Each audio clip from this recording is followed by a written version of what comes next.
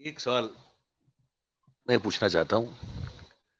देखिए, भारतीय जनता पार्टी अपनी विचारधारा में बड़ी क्लियर है। जरूर। है ना? वो जब वाजपेयी साहब का एरा छोड़ दीजिए, मैं उससे आगे पीछे आगे उसके बाद की बात करता हूँ। हालांकि आरएसएस और भारतीय जनता पार्टी की विचारधारा के मूल में जो कुछ 3-4 चीजें हैं वो बड़ी क्लियर, वो लोग उसमें कहीं वो छुपाते नहीं है। उन्होंने कहा कि हमको राम मंदिर तो चाहिए ही चाहिए, राम मंदिर बनाना है। राम मंदिर पे इस देश में क्या हुआ हम सब जानते हैं। उसके बाद उनके जो एजेंडा ये था कि भाई हम कश्मीर जो है संघ में जब शाखा लगती है तो उसमें एक एक खेल होता है, आपको शायद पता ना हो, मैं बता दूं आपको। वो एक एक उसमें एक खेल खेला जाता है। उस खेल का नाम है कश्मीर किसका है। कश्मीर किसका है और फिर नारा लगता है हमारा है। शाखा में एक खेल भी होता था। मतलब कि ये एक आइडियोलॉजी थी कि भाई कश्मीर को हमको जो है वो 370 हटाना है, 35A हटाना है, और जम्मू कश्मीर को हमको भारतीय जो यूनियन ऑफ स्टेट जिसको कहते हैं उसमें पूरी तरह से विदाउट क्लियर था। आप सब लोग भी जानते थे। तो क्या आपको नहीं लगता कि जब ये पीडीपी ने भारतीय जनता पार्टी के साथ मिलकर सरकार बनाने की बात मतलब ये इसको चुना, तो आप मानते हैं कि क्या ये एक बहुत बड़ी मिस्टेक हुई थी उस समय? Was it like that? दोनों तरफ से पीडीपी की तरफ से, मैं तो उनका स्पोक्स पर्सन नहीं हूँ, मगर चूंकि हाँ एक पॉलिटिकल ऑब्जर्वर की तरफ से मैं बात कर सकूंगा। एक दोष उन पर है कि हाँ भाई आपने ये गलत किया, आपने अलायंस की। मगर दूसरा पहलू ये भी है कि जब उनने वो आर्टिकल ऑफ एसोसिएशन आपस में किया, उसमें बड़ा क्लियरली ये कहा गया कि article 370 is not a subject of discussion, जैसे वाजपेयी साहब के टाइम में था। It was not there. मगर बीजेपी ने उसके साथ उनका फिर उल्टा कर दिया। So it is both ways. आपने गलती भी की और अपने अपने हिसाब से सही भी किया। It is for the public to decide and choose, and that will happen when you go for voting. ये बात। और मैं इस पे आपको, जो आपने एक बड़ा लंबा एक ये कहा कि इस शाखा में बात इस तरह होती है, ठीक है। तो मैं अपने उन शाखा वाले अपने भाइयों से ये पूछना चाहूंगा, क्या आप कभी ये भी देखे हैं कि 370 371 ABCDEF जो नागालैंड में लगता है, असम में लगता है, नॉर्थ ईस्ट में लगता है, उसके बारे में क्या आप बोल रहे हैं? और यहां पर मैं एक बात बताऊं, 370 में से 371 निकला है, 371 में से 370 नहीं निकला। The mother is 370। और ये दूसरी एक बहुत बड़ी एक मैं क्लियर करना चाह रहा हूं आपका जो माइंड, ये जो जिसको ठोस ठोस के भरा गया है कि पंडित नेहरू ने ये सब कांड किया 370 का। हाँ, ये तो बिल्कुल मैं बताऊंगा, क्योंकि हमारे घर से पॉलिटिक्स यहां की चली है। 370 की जो धारा बनी, उसके जो जो प्रपोजर थे पार्लियामेंट में, वो थे आपके उस टाइम के होम मिनिस्टर वल्लभ भाई पटेल। उस धारा को पार्लियामेंट में सेकंड किया डॉक्टर श्यामा प्रसाद मुखर्जी ने। क्यों? क्योंकि this was a unique situation. एक तरफ पाकिस्तान था, दूसरी तरफ से चाइना था, और यहां पे पूरा बवाल मचा हुआ था। तो महाराजा को करना पड़ा, ये इंस्ट्रूमेंट ऑफ एक्सेशन साइन कराना पड़ा। से वो लोग आ रहे थे, जी हाँ, पाकिस्तान कबायली कबायली आ रहे थे। सो उस वक्त बताया गया कि 370 को। और अब बात यह थी कि जम्मू कश्मीर को एडमिनिस्टर किस तरह किया जाए, because Jammu and Kashmir was not part of the British princely states. It was not. It had its own king. और जम्मू कश्मीर की हिस्ट्री है, मुल्क Jammu Kashmir, Jammu Kashmir was a country. उस कंट्री को आपने तोड़ तोड़ तोड़ के आज एक यूनियन टेरिटरी बनाई। यह बहुत बड़ा एक दिल में एक चुभन है यहाँ यहाँ के नागरिक की मेरे साथ क्या है। उस वक्त हाथ मिलाया हमारी लीडरशिप ने, हिंदुस्तान के साथ। क्यों? Based on secularism, democracy and socialism. Otherwise Jammu and Kashmir leadership was free to say no, I will join with Pakistan. कोई नहीं रोक सकता था। जी जरूर।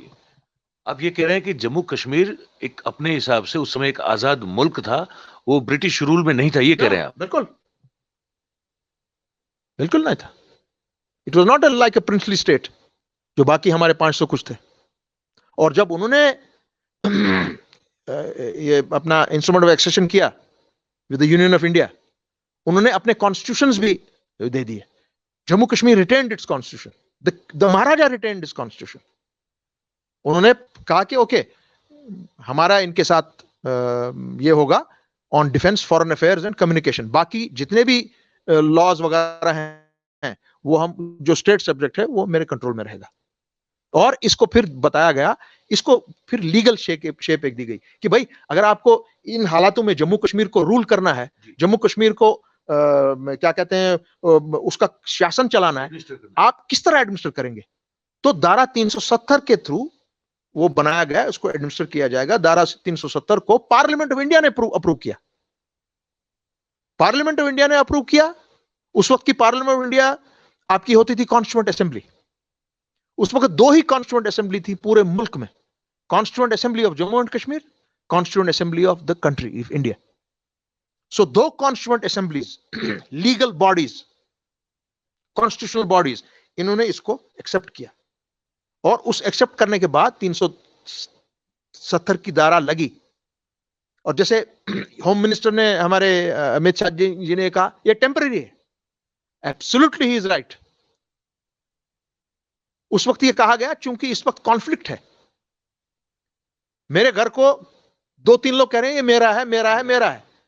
मैं कह रहा हूं भाई साहब, जब तक हम इसका फैसला नहीं करेंगे तब तक आपको रुकना पड़ेगा, और फैसला लोगों को करना है। सो तब तक कैसे चलाया जाए? That's how 370 came into force. और उसने तमाम वो लॉज इम्बाइब किए जो इंस्ट्रूमेंट ऑफ एक्सेशन में दिए गए थे, from a Maharaja of Jammu and Kashmir who was a Hindu by birth, not a मुस्लिम।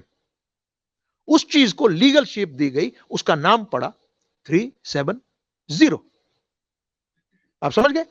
सो जब हम कहते हैं टेम्पररी है, yes it is temporary, it's an arrangement, it's temporary till this matter is resolved between these countries.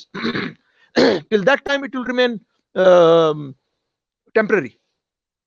वो कोई बड़ी बात नहीं उनने की। It is there. अच्छा, और दूसरी बात, constitution of India article 370, it forms the basic pillar of the constitution of this country. आज भी जब मैं आपसे बात कर रहा हूं, constitution of India is there, it has not gone anywhere. उसको सिर्फ इनऑपरेटिव किया गया है, और आप कॉन्स्टिट्यूशन 370 को इनऑपरेटिव नहीं कर सकते हैं। 370 cannot make 370 inoperative. Parliament has no rule in this, no role in this. Shah साहब ये कह रहे हैं कि 370 जो है इटसेल्फ वो एक इस तरह से स्टेट करता है इस बात को कि इसको इनऑपरेटिव नहीं किया जा सकता कॉन्स्टिट्यूशनली। बिल्कुल, ये शाह साहब का कहना है। जी एग्जैक्टली, यही तो हमारी गुहार है ऑनरेबल चीफ जस्टिस के सामने। You cannot touch 370। इवन जो हमारी लेजिस्लेटिव असेंबली है उसके पास भी पावर नहीं है 370 को टच करने का। सिर्फ एक चीज को पावर है 370 को टच करने का, that is you will have to reconvene the constituent assembly of Jammu and Kashmir. It has stopped its work in 1957। उन्होंने कहा ओके, हमने ये काम कर दिया, इसको ऐसे रख दिया है, ये ऐसे ही रहेगा, आप उसको टच नहीं कर सकते। ये लीगल एक बहुत ही एक पेचीदा लीगल मैटर है, सेंसिटिव लीगल मैटर है। इसमें हिंदू मुसलमान, कश्मीर, जम्मू, लद्दाख, जो बीजेपी का नैरेटिव है दैट इज रॉन्ग। उससे वो एक वोट बैंक को सही कर रहे हैं, मगर जब देखा जाएगा पूरे मुल्क को नुकसान कर रहे हैं। सर, आपने अभी बातचीत हो रही थी, आपने श्यामा प्रसाद मुखर्जी साहब का नाम लिया। एक और बात कहूं, आपने बहुत अच्छी बात की जी। ये आपके दर्शकों को मैं कहना चाह रहा हूं कि आपके जो हमारे इस वक्त मेरे साथ बैठे हैं मयूर जानी, मैं मयूर जानी को भी ये कहूं और आपको भी कहूं, बहुत अदब से, एहतराम से सबको। मेरी माँ जो मेरे शेख मोहम्मद अब्दुल्ला की सबसे बड़ी साहबजादी हैं, उन्होंने खुद देखा है कि जब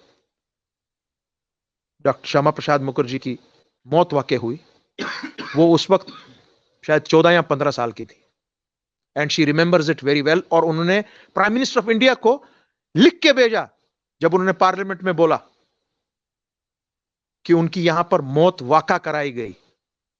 यह भी बोला कि जब उनकी डेड बॉडी यहां से भेजी गई, उस पर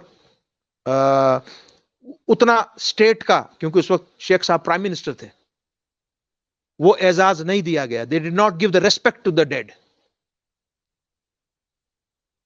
मेरी मां का कहना है, जो चश्मदीद गवाह है, she is witness to that night, कि जब उनके वालिद एज प्राइम मिनिस्टर दौड़े दौड़े हाँफते कांपते उनके कमरे में आए, भाई इस तरह हुआ है, मुझे अभी खबर मिली है बख्शी गुलाम अहमद साहब से, जो होम मिनिस्टर थे कश्मीर के, जम्मू कश्मीर के, कि डॉक्टर श्यामा प्रसाद मुखर्जी को मैसिव हार्ट अटैक हुआ है, वो गुजर गए।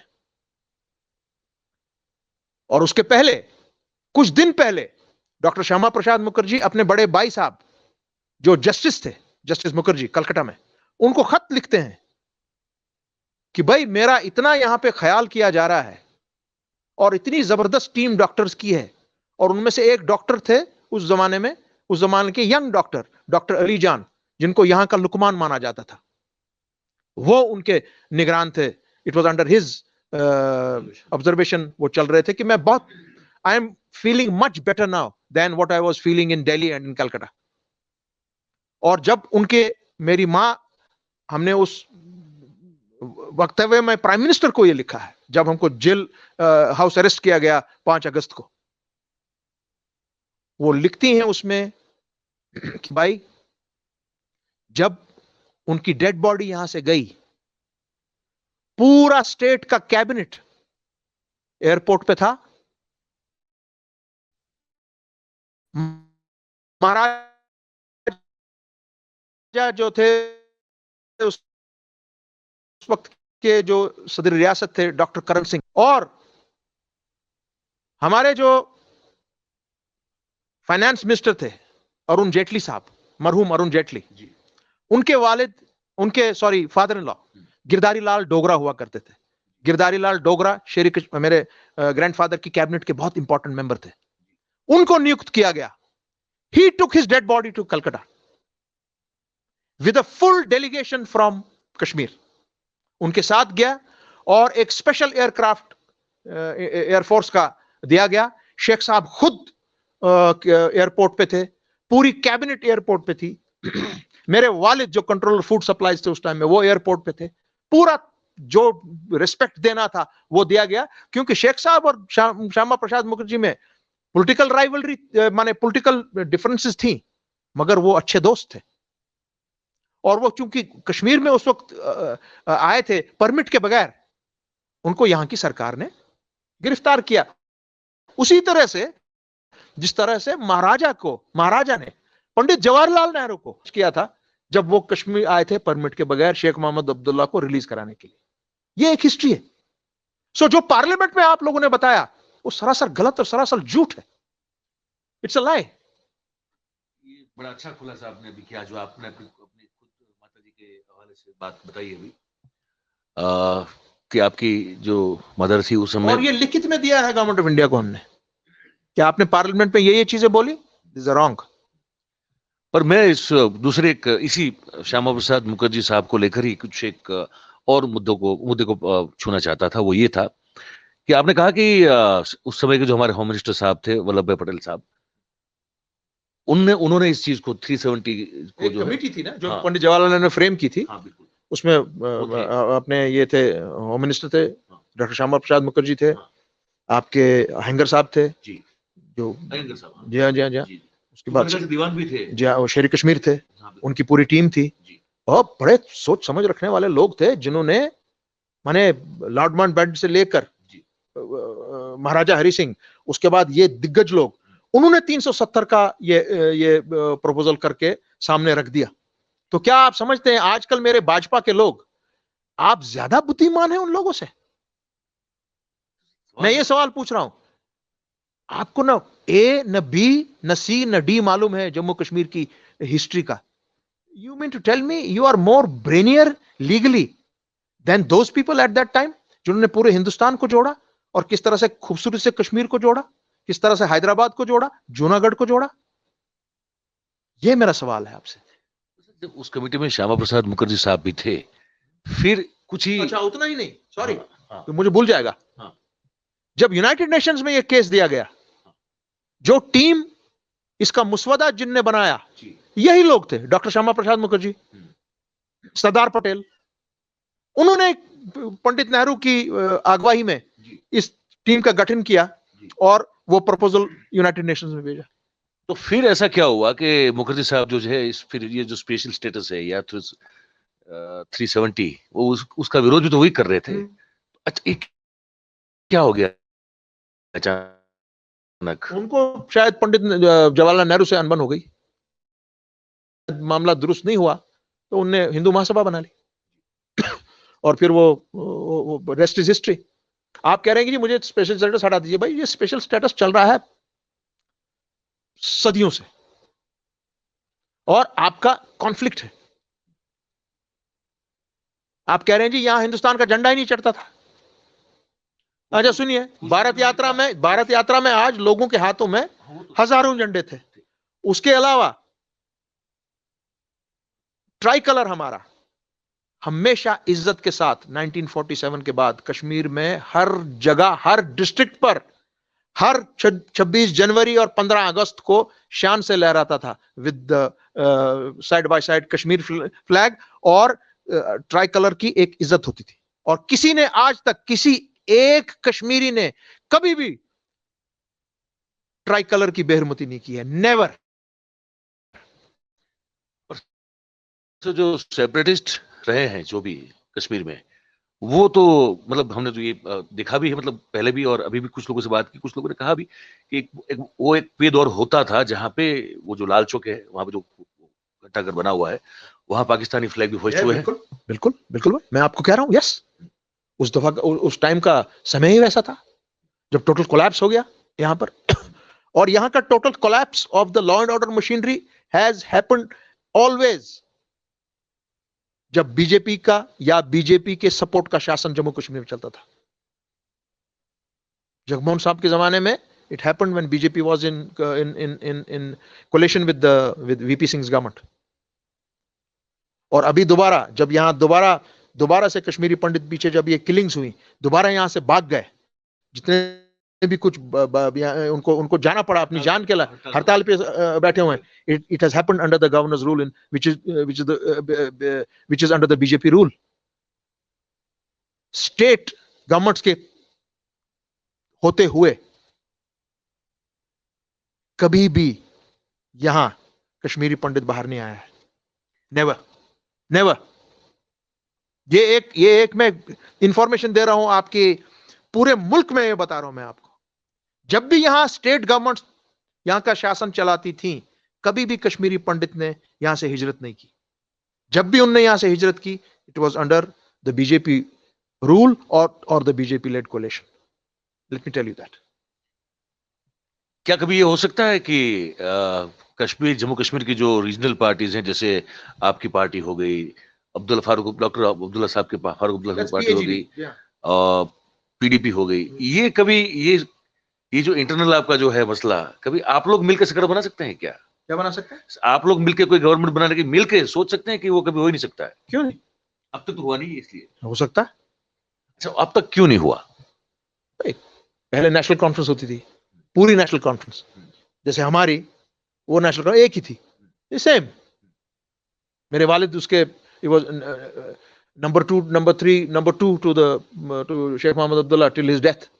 उसके बाद हो गया एक ऐसा दौर आया कि हमारी फैमिली टूट गई और ये क्या कहते हैं, नेशनल कॉन्फ्रेंस टूट गई, और उसका खमियाजा आज तक कश्मीर भुगत रही है। मगर आज हम इकट्ठे हैं, सब। We have left our political baggage. जब हमने ये गुप्ता अलायंस बनाया, that's for protection of 370 and 35A, और उस पर हमको लास्ट टाइम में हमने ये DDA इलेक्शन इकट्ठे लड़ना पड़ा। We swept Kashmir valley, we did a very good job in Jammu, we won handsomely. और आज भी मैं ये कहूंगा, whenever election are announced here, मेरी जमात का मानना होगा कि we go unitedly into the ground। अगर वैसा कुछ होता है, मुझे उम्मीद है, और जो आज हवा अब जम्मू में भी बन गई है, I don't think there is any chance now for BJP to come anywhere near government formation in J&K। मैं ये आपको फिर बता रहा हूं, they will not come anywhere even near, they will not even think of government formation in Jammu and Kashmir। They don't have the numbers now, it's gone। Jammu total जो उनके areas थे, area of influence, they are not going to get, जो उनकी यहां पे जो muscular policy चली है। आज हमारा प्रॉब्लम यह है sir, rampant suicides of youngsters, 35 lakh लोग अनएम्प्लॉयड, ड्रग मेनेस जिस तरह पंजाब में था उस तरह यहां पर है, रहबर तालीम, रहबर खेल, रहबर ये जितने भी हमारे PDD के, PWD के, अपने इलेक्ट्रिक ये लोग दर दर भटक रहे हैं, कश्मीरी पंडित्स।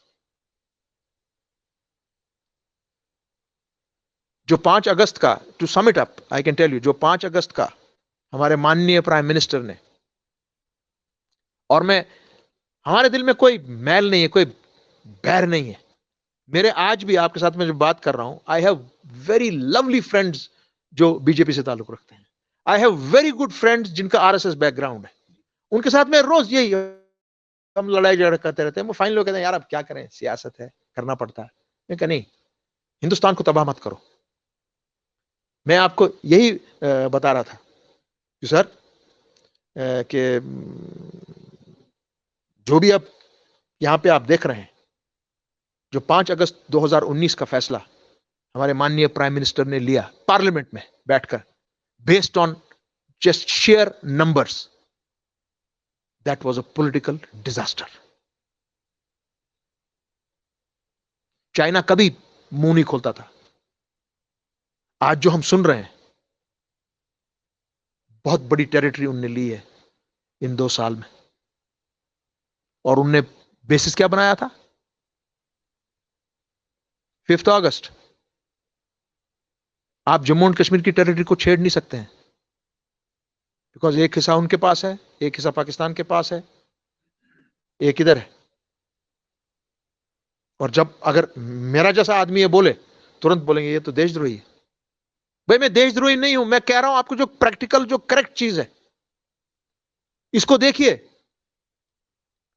हमारी लीडरशिप ने मुल्क के साथ हाथ मिलाया 1947 में, in spite of having the power to go anywhere, मैं नहीं किया। आप आज उसकी सजा इस तरह दे रहे हैं, और वो फैसला जो था वो दुरुस्त फैसला था। आज भी मैं कह रहा हूं वो बड़ा दुरुस्त फैसला था, after seeing what has happened now all over. देखिए, बीजेपी हमेशा एक बात करती है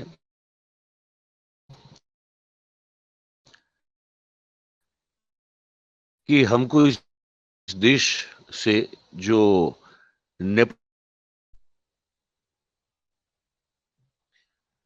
बीजेपी एक बात करती रहती है कि हमको इस देश से नेपोटिज्म वाली जो पॉलिटिक्स है, जो परिवार से ही जो चलती है पार्टियां, तो सर आपकी तो पार्टी भी उसी में हुई, डॉक्टर फारूक अब्दुल्ला साहब भी उसी में हुई, महबूबा मुफ्ती साहिबा की पार्टी उसी से हुई। National conference is the only party from 1937। आप पूरी बात नहीं पूछ पाया, अभी मैं पूरी पूछ लेता हूं आपसे।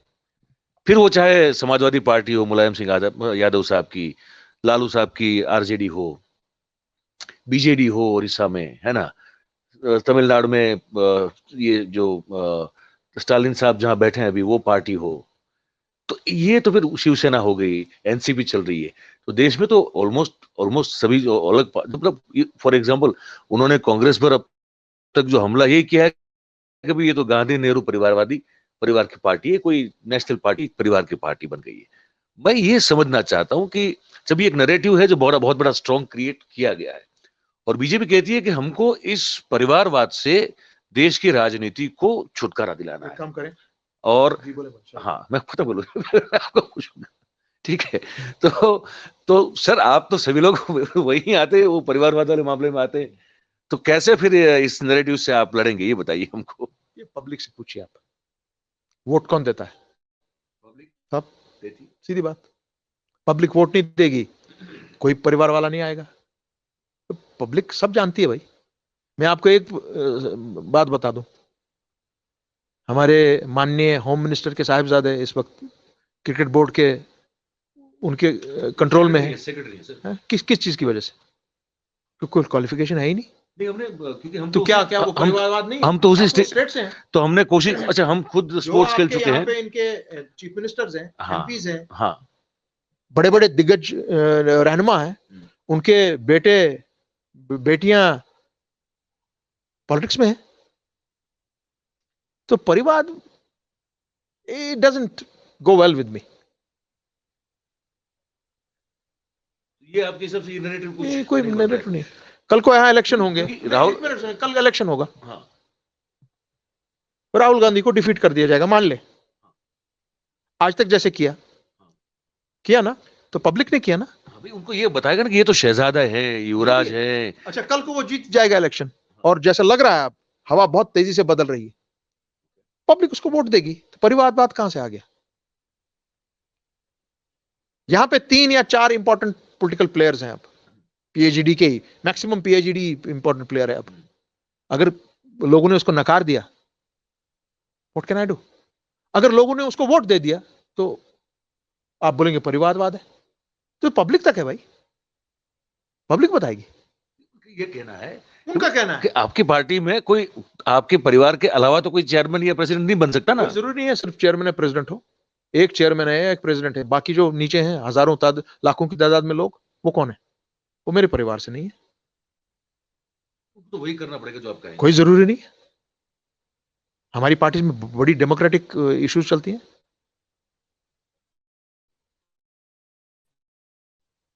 मेरे वालिद बहुत जबरदस्त किस्म के आदमी थे, वो सामने पकड़ते थे सबको, वो मानते नहीं थे। ये परिवार कहां से चला? काम करने वाले बंदे हैं, ऐसी तो बात नहीं है। आप कहते हैं आपने 70 साल कुछ नहीं किया, आप घूमिए यहां चारों तरफ। ये मैं आप एक बहुत अच्छी आपकी चीज बताना चाह रहा हूं, हमने 70 सालों में यहां कुछ नहीं किया। माने जितनी भी गवर्नमेंट यहां आई है 1948 से, दे हैव डन नथिंग। सब कुछ बीजेपी अब कर रही है। आपके इनको मैं दावत दे रहा हूं, वो कल जाएं यहां, जहां जहां आपकी नजर जाएगी वो उन्हीं सरकारों में हुआ है। मैक्सिमम शेख मोहम्मद अब्दुल्ला की सरकार में, जिसमें मेरे वालिद तामीरात और बिजली के वजीर थे, द मोस्ट इंपॉर्टेंट पोर्टफोलियो। आप शेर कश्मीर कॉम्प्लेक्स जाइए, वो तभी बना हुआ है। नेशनल हाईवे बाईपास से आप आए श्रीनगर में, जम्मू में, तभी बना हुआ है। इंस्टीट्यूट तभी बना हुआ है, मेडिकल इंस्टीट्यूट। विमेन्स हॉस्पिटल तभी बना हुआ है, चिल्ड्रंस हॉस्पिटल तभी बना हुआ है, बोन एंड जॉइंट हॉस्पिटल तभी बना हुआ है। डल में घूमेंगे आप, ऑफशोर रोड तभी बना हुआ है। जम्मू में तवी, और उसका पूरा जो वहां जम्मू में तवी आपका वो बागी बहू मेरे बाप ने बनाया है। नेशनल हाईवे बाईपास जम्मू उनने बनाया है, शेर कश्मीर की सदारत में। रावी तवी इरिगेशन कॉम्प्लेक्स उनका बनाया हुआ है। हाँ, उड़ी अपना पावर उनका दिया हुआ है। लोअर जालिम, अपर एंड लोअर उनका दिया हुआ है। फारूक साहब की सरकार में मैक्सिमम काम लगा पावर प्रोजेक्ट्स पे, और गवर्नमेंट ऑफ इंडिया ने जो गारंटी देनी होती है, काउंटर गारंटी, उनकी सरकार को नहीं दी। आज अब कोशिश कर रहे हैं वो सही कराने की। हमारे यहां पर 35 लाख का अनएम्प्लॉयमेंट कभी होता ही नहीं था। मेरी वालिद की सरकार ने 21 महीने में 40,000 अनएम्प्लॉयड को टेम्पररी को परमानेंट कर दिया, 21,000 नए खोल दिए without disturbing the state budget. आप कहते हैं जी कुछ नहीं हुआ। अब आप बताइए, और हमने ये गिन के दिया हुआ है, आप बताइए आपने 8 साल में क्या किया है? मुझे दिखाइए कोई प्रोजेक्ट आपका, show me a project, what have you done in 8 years? How many people have you employed in 8 years? Please give the data. और हमने सब कुछ डाटा के साथ दिया हुआ है. We have given everything with data. कैसे आप कहते हैं जी कुछ नहीं हुआ? जहां ये लोग बैठे हैं जम्मू में, इधर में, वो सब उन्हीं दिनों की देन है. नया क्या बना है? चाहे आपको ब्रिज क्रॉस करना है, वो भी उसी टाइम का बना हुआ है. Let me know. हम देख रहे हैं बहुत सारी खुदाइयां हो रही है अभी. शायद कुछ नया बन रहा हो. Sir, smart city Jammu and Kashmir, fine, but can I have redressal of what we are going to do with 35 lakh unemployed youth जो आज अपने आप को मार रहे हैं. आजकल एक सिस्टम यहां चला है. बच्चे अपने यहां हमारे ब्रिजेस से सीधा छलांग लगाते थे नीचे. अब डर लगता है एक माँ और एक बाप को, अगर देखता है कि मेरा बच्चा रोज इस ब्रिज से क्रॉस करता है, उसका दिल सहमा होता है कि ये शाम को ठीक से वापस कहीं छलांग ना लगा दे.